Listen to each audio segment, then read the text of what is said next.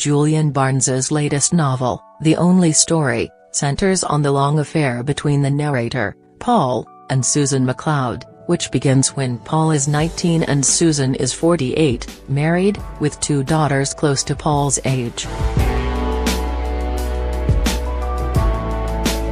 Readers may draw parallels to The Graduate, but Paul's affair with his Mrs. Robinson lasts more than a decade.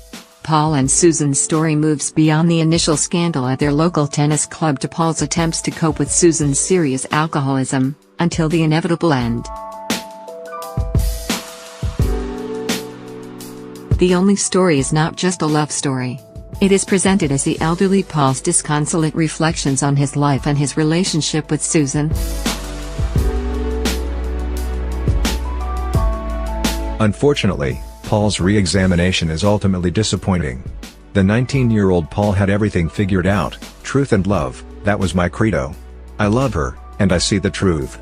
It must be that simple. Paul's view at 19 was reasonable from that vantage point, but the reflection from later in life has not matured as one would expect with age and distance.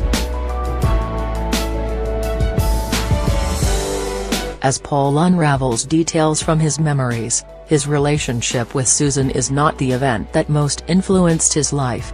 It is truly his only story, and a life so singularly defined is less interesting as a retrospective.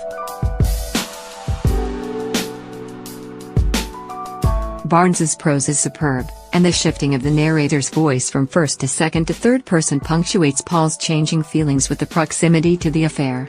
No doubt many people will appreciate The Only Story, and one of the narrator's aphorisms protects this novel from too much criticism. In love, everything is both true and false. It's the one subject on which it's impossible to say anything absurd.